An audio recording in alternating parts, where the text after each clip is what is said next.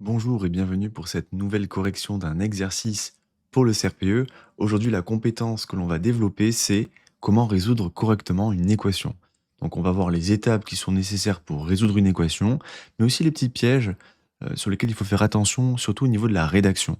Et pour cela, je vais répondre à la question de Meryl. Meryl qui m'a laissé un message sur mon groupe Facebook qui demandait de l'aide à toutes les personnes présentes sur le groupe Facebook, et c'est une très bonne chose.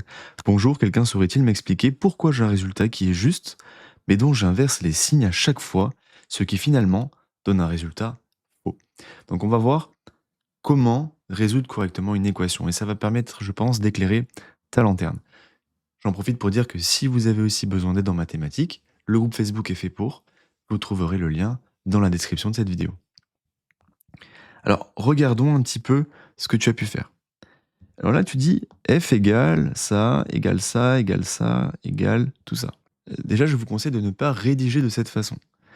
N'écrivez pas l'expression f égale machin. Parce qu'à la fin, qu'est-ce qui se passe? Vous finissez par écrire f égale moins 0,1. Sauf que ça ne veut rien dire. F égale à moins 0,1, ça n'a pas de sens mathématique. Le moins 0,1 que vous avez trouvé à la fin, il correspond à l'inconnu que vous avez trouvé dans l'équation. Donc, on va essayer de se détacher de cette façon d'écrire les choses.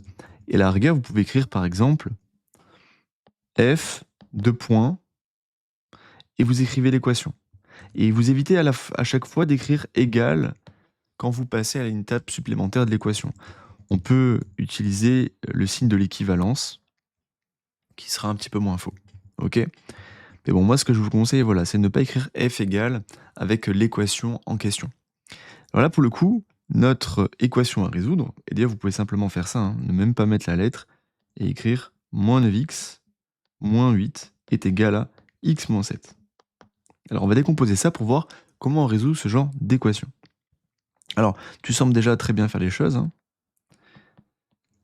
c'est-à-dire, l'objectif quand on résout une équation, c'est de mettre tous les x d'un côté, du membre de l'équation, et tous les non-x, tous les chiffres, disons, de l'autre côté. Et donc petit à petit, on va faire du ménage pour à la fin avoir la valeur de l'inconnu que je recherche est égale à un certain nombre. C'est ça le but d'une équation, trouver la valeur d'une inconnue, de telle sorte à ce que le membre de gauche soit égal au membre de droite. Mais on ne va pas rentrer vraiment dans trop de détails sur à quoi sert une équation et à quoi ça correspond, simplement là sur la technique de la résolution. Alors, ce qu'on sait, c'est qu'en mathématiques, on peut ajouter ou enlever une même quantité de part et d'autre d'une équation. De la même façon, on peut multiplier et diviser par une même quantité. Mais si on fait d'un côté, on est obligé de faire de l'autre côté. C'est comme une balance, une équation. Et donc tout ce qu'on va ajouter d'un côté, ou la transformation qu'on va opérer d'un côté, on est obligé de faire la même pour garder l'équilibre.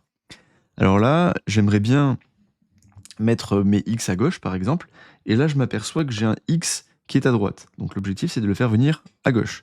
Comment je fais venir à gauche? En fait, naturellement, en cherchant à l'enlever à droite, j'enlève un x. Si je fais une opération d'un côté en mathématiques, je suis obligé de faire la même opération de l'autre côté. Et donc, je me retrouve avec moins 9x moins x moins 8 est égal. X moins x, ça va disparaître. Je l'ai créé exprès pour ça. Et je n'ai plus que moins 7 à droite. Ce qui fait que moins 9x moins x, ça fait moins 10x. Moins 8 est égal à moins 7. Pas mal. Étape d'ensuite, là le moins 8, j'aimerais le mettre avec son pote le moins 7 de l'autre côté. Donc comment est-ce que je fais ça? Je vais ajouter plus 8 pour qu'il disparaisse et qu'il apparaisse de l'autre côté. Moins 8 plus 8, ça va disparaître, et de l'autre côté j'ai moins 7 plus 8.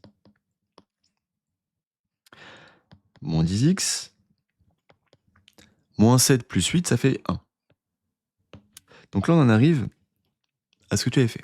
Ensuite, même chose, la question que je dois me poser, c'est comment je fais pour à la fin avoir x égale. J'ai encore ce moins 10 qui est accroché. Cette fois-ci, je ne vais pas faire plus 10, parce que là, moins 10x plus 10, ça ne permet pas d'enlever le moins 10. Puisque le moins 10, il est accroché au x avec un fois. Comment est-ce que j'enlève une quantité qui est accrochée avec un fois? En divisant. Si je le fais d'un côté, je le fais aussi de l'autre. Et donc j'obtiens moins 10 sur moins 10. En fait, je peux simplifier. Donc x égale à 1 sur moins 10. Et c'est ce que tu avais écrit. Et tu penses que c'est faux parce que tu as vu la correction, le moins est en haut. Alors, retenez bien qu'en mathématiques, qu'on écrive 1 sur moins 10 ou qu'on écrive moins 1 sur 10 ou qu'on écrive même moins 1 sur 10 ou même qu'on écrive, je vais plus loin, moins 1 sur moins 10. Tout ça, c'est pareil. Pourquoi? Puisque ce qui compte dans une fraction, c'est quel est le signe général. Là, je divise du plus par du moins, ça fait que mon résultat final, c'est du moins. Parce que j'ai une quantité impaire de moins. Ici, j'ai moins plus sur plus, ça fait moins. Hein, j'ai une quantité impaire de moins. Ici, j'ai moins 1 sur plus 10, moins sur plus, ça fait moins.